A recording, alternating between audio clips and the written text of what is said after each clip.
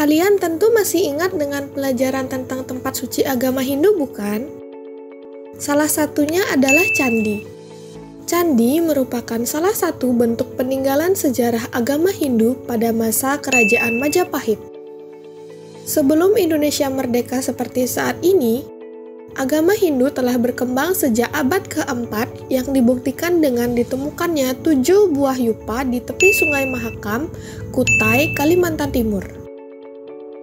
Pada abad kelima, agama Hindu berkembang di Jawa Barat, yang ditandai dengan ditemukannya 7 buah prasasti. Prasasti tersebut antara lain Prasasti Ciaruteun, Prasasti Kebon Kopi, Prasasti Jambu, Prasasti Pasir Awi, Prasasti Muara Cianten, Prasasti Tugu, dan Prasasti Lebak. Selanjutnya, pada abad ke-7, agama Hindu berkembang di Jawa Tengah, yang dibuktikan dengan peninggalan kerajaan Mataram Hindu atau Mataram kuno. Pada pertengahan abad ke-8, agama Hindu sampai ke Jawa Timur, yang dibuktikan dengan munculnya kerajaan yang berpusat di Kanjuruhan yang memuja Dewa Siwa dengan rajanya bernama Dewa Sima. Perkembangan agama Hindu di Jawa Timur sangat pesat, bahkan mencapai puncak kejayaannya pada zaman Kerajaan Majapahit. Selanjutnya pada abad ke-8, agama Hindu juga berkembang di Bali yang dibuktikan dengan ditemukannya prasasti Blanjong di wilayah Sanur, dengan kerajaan yang berpusat di Singga Mandawa, dengan rajanya bergelar Warmadewa. Pada bab kelima, kita akan mempelajari perkembangan agama Hindu setelah kemerdekaan Indonesia, mengenal tokoh-tokoh agama Hindu, mengetahui hasil karya para tokoh agama Hindu setelah kemerdekaan Indonesia.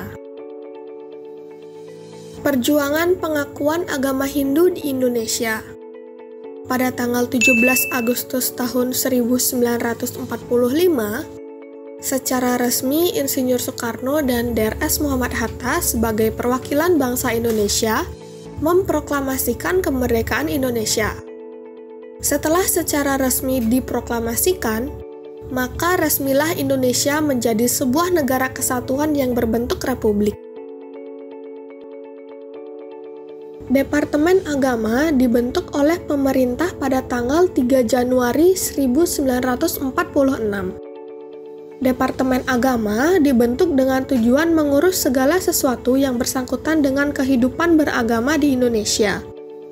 Pada saat Departemen Agama dibentuk, agama Hindu belum mendapatkan pengakuan yang resmi oleh pemerintah. Hal ini dikarenakan saat itu pemeluk agama Hindu hanya terlihat di Pulau Bali saja. Meskipun belum diakui secara resmi, agama Hindu tetap hidup dan berkembang. Para tokoh umat Hindu terus berjuang untuk mendapat pengakuan dan pelayanan dari pemerintah Indonesia. Perjuangan umat Hindu mulai menemukan titik terang ketika I Gusti Bagus Sugriwa menjabat sebagai anggota Dewan Pemerintah Daerah Bali. Beliau mengusulkan agar agama Hindu Bali dapat diakui dan disejajarkan sebagai sebuah agama yang sah di Indonesia. Pada tanggal 1 Januari 1955, di Bali dibentuk Dinas Agama Otonomi Daerah Bali. Setelah dibentuk Dinas Agama Otonomi Daerah Bali, pada tanggal 29 Juni 1958, 5 orang utusan organisasi agama dan sosial menghadap Presiden Soekarno di Tampak Siring, Bali. Rombongan utusan tersebut antara lain Ide Pedanda Made Kemenuh yang merupakan seorang sulinggih, I Gusti Ananda Kusuma, Ide Bagus Wayan Gede, Ide Bagus Doster, dan I Ketut Kandia. Namun sayangnya, saat itu Menteri Agama belum mengakui agama Hindu secara resmi karena belum ada peraturan. Setelah pertemuan tersebut, diadakan pertemuan di Balai Masyarakat dan Pasar antara pemerintah daerah Bali dengan pimpinan organisasi keagamaan di Bali. Panitia terdiri atas Paruman Sulinggih, Panitia Agama Hindu Bali, Angkatan Muda Hindu Bali, Ide Bagus Mantra, dan I Gusti Bagus Sugriwo. Akhirnya pada tahun 1963, melalui Keputusan Menteri Agama Nomor 100 Tahun 1962, agama Hindu dapat diakui secara nasional oleh pemerintah Indonesia. Sesuai dengan Keputusan Menteri Agama Nomor 114 Tahun 1969 dan Instruksi Menteri Agama Nomor 6 Tahun 1972, dibentuklah Direktorat Jenderal Bimbingan Masyarakat Hindu dan Buddha. Sesuai dengan keputusan Menteri Agama tersebut, agama Hindu mempunyai kedudukan yang sejajar dengan agama lain yang ada di Indonesia. Pembentukan Parisada Hindu Dharma Bali atau PHDB. Tokoh-tokoh umat Hindu berkumpul dan bersepakat untuk membentuk suatu majelis yang diharapkan dapat menata dan mengatur kehidupan beragama Hindu. Hal ini dikarenakan umat Hindu belum diakui secara nasional. Akhirnya, pada tanggal 21 hingga 23 Februari tahun 1959, tokoh-tokoh umat Hindu mengadakan pertemuan di Gedung Fakultas Sastra Unut dan Pasar. Adapun tokoh-tokoh yang hadir pada saat itu antara lain pejabat pemerintah daerah tingkat 1 Bali, Dinas Agama Otonomi Daerah tingkat 1 Bali, pengurus yayasan-yayasan yang bernuansakan Hindu, dan Paruman Pandita Singaraja.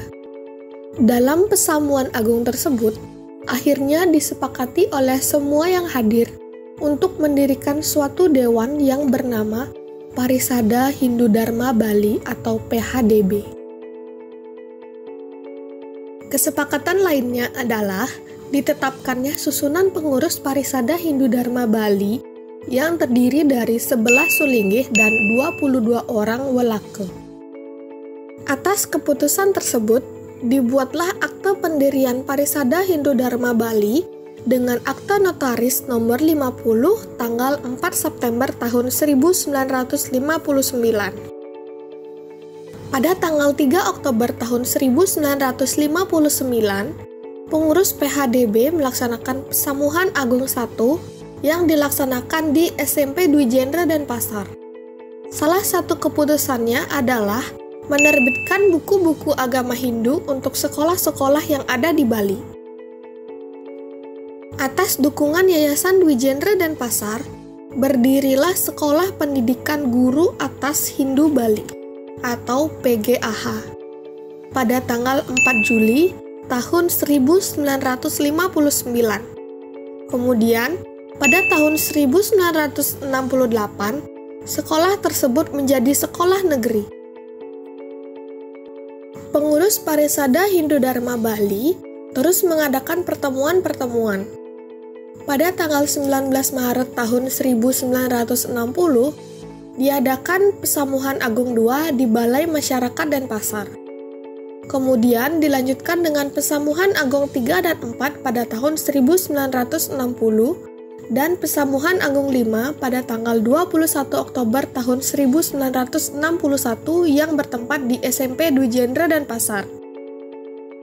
Adapun keputusan penting yang dihasilkan pada Pesamuhan Agung tersebut adalah tentang merencanakan penyelenggaraan karya Eka Dasar Rudra pada tahun 1963. Pesamuhan Agung 6 diselenggarakan pada tanggal 17 hingga 23 November tahun 1961 yang diselenggarakan di Pura Gunung Lebah Campuan, Ubud, Gianyar, yang kemudian terkenal dengan nama Piagam Campuan Ubud. Hal yang dibicarakan pada pesamuan tersebut yaitu tentang pengasraman para pendeta Hindu yang disebut dengan Dharma Asrama. Pembentukan Parisada Hindu Dharma Indonesia atau PHDI. Untuk menyamakan visi dan misi Parisada Hindu Dharma Bali, maka diselenggarakan paruman yang disebut dengan Mahasabha. Mahasabha 1 diselenggarakan pada tanggal 7 sampai dengan 10 Oktober tahun 1964. Adapun hasil keputusannya yaitu menetapkan anggaran dasar Parisada dengan perubahannya, yakni mengganti nama menjadi Parisada Hindu Dharma. Mahasabha 2 diselenggarakan pada tanggal 2 hingga 5 Desember tahun 1968 di Denpasar, Bali, dengan dihadiri oleh 31 utusan Parisada dari daerah. Adapun hasil keputusannya yaitu penyempurnaan lembaga Hindu dari Parisada Hindu Dharma Bali atau PHDB menjadi Parisada Hindu Dharma Indonesia atau PHDI. Selanjutnya, Pesamuan Agung diselenggarakan di Yogyakarta pada tanggal 21 sampai dengan 24 Februari tahun 1971. Adapun rumusan penting yang diperoleh yaitu pengajuan Hari Raya Nyepi sebagai hari libur nasional kepada pemerintah pusat. Kemudian, pada tanggal 27 hingga 29 Desember tahun 1973 diselenggarakan Mahasabha 3 di Denpasar, dan Mahasabha 4 diselenggarakan pada tanggal 24 hingga 27 Desember tahun 1980 di Denpasar. Namun, pengakuan Hari Raya Nyepi sebagai hari libur nasional baru disetujui 12 tahun kemudian semenjak pengajuan oleh Lembaga Umat Hindu, yaitu Parisada Hindu Dharma Indonesia Pusat. Penetapan ini berdasarkan keputusan pemerintah nomor 3 tahun 1983. I Gusti Bagus Sugriwa. I Gusti Bagus Sugriwa lahir di Desa Bungkulan, Kabupaten Buleleng, Bali pada tanggal 4 Maret tahun 1900. Beliau wafat pada Selasa 22 November tahun 1973. Beliau adalah salah satu tokoh umat Hindu yang membangkitkan kejayaan agama Hindu di Bali dan wilayah lainnya di Indonesia. Berkat kegigihan beliau, akhirnya agama Hindu bisa dihakui sebagai agama resmi oleh pemerintah Republik Indonesia setelah kemerdekaan Indonesia.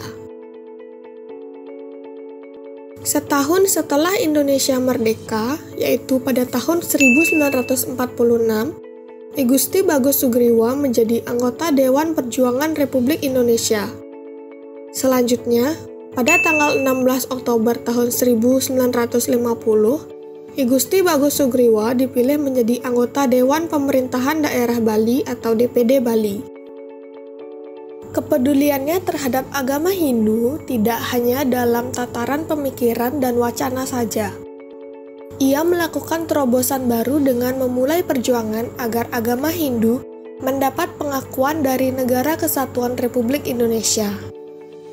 Selanjutnya, pada Juni tahun 1957, I Gusti Bagus Sugriwa ditunjuk dan diangkat oleh Presiden Soekarno sebagai anggota Dewan Nasional yang dibentuk sebagai lembaga penasehat Kabinet Presiden dan anggota Dewan Pertimbangan Agung atau DPA Perwakilan Agama Hindu.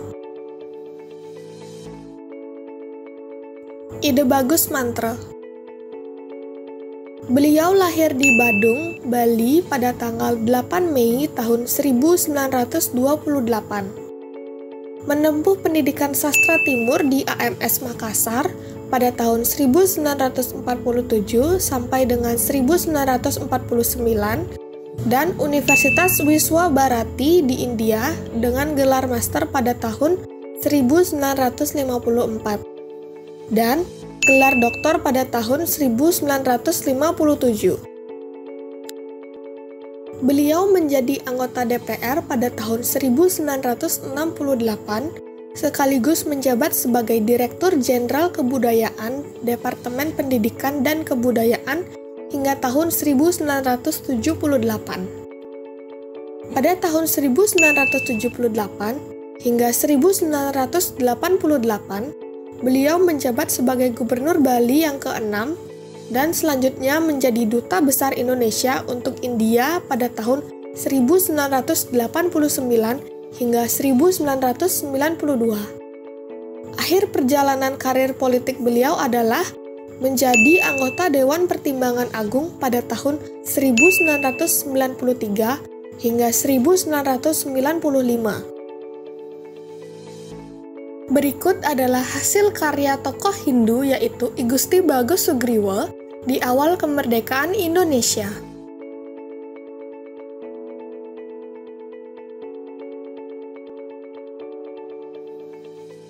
Adapun hasil karya tokoh Hindu yaitu Ide Bagus Mantra pada awal kemerdekaan Indonesia. Yang pertama, pembangunan dan renovasi pura antara lain Pura Besakih dan Pura Pulaki. Membangun pusat-pusat aktivitas budaya seperti Taman Budaya Denpasar atau Art Center Denpasar, pembangunan sarana budaya di beberapa kabupaten seperti Kabupaten Buleleng dan Gianyar, kemudian menggali dan memperkaya seni budaya yang hampir punah maupun yang masih berkembang dalam masyarakat.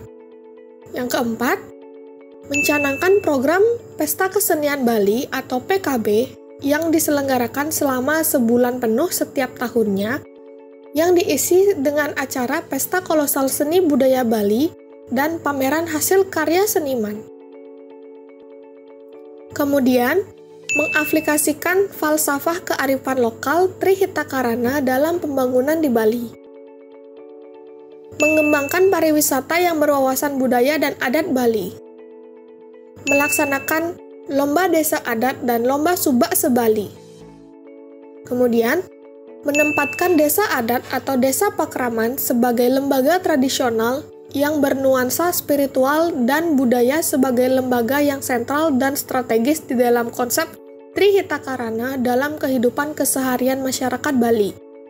Dan yang terakhir, mengeluarkan kebijaksanaan berupa peraturan daerah yang menggarisbawahi keberadaan Lembaga Perkreditan Desa atau LPD di Bali dengan menyebut Lembaga Perkreditan Desa sebagai suatu badan usaha simpan pinjam yang dimiliki oleh desa adat yang berfungsi dan bertujuan untuk mendorong pembangunan ekonomi masyarakat desa adat melalui tabungan yang terarah serta penyaluran modal yang efektif kepada masyarakat. Yang berarti, Perda tersebut menyatakan bahwa desa adat ditetapkan sebagai pemilik sekaligus sebagai pengelola Lembaga Perkreditan Desa atau LPD yang ada. Perkembangan agama Hindu kini dirasakan semakin pesat sejak kiprah para tokoh-tokoh Hindu seperti I Gusti Bagus Sugriwa dan Ide Bagus Mantra, serta tokoh yang lainnya di awal kemerdekaan Indonesia. Hal ini dapat kita buktikan dari hasil-hasil pembangunan yang bernuansa keagamaan Hindu di wilayah Nusantara hingga saat ini. Berikut adalah hasil karya para tokoh Hindu dalam bidang pendidikan setelah kemerdekaan Indonesia.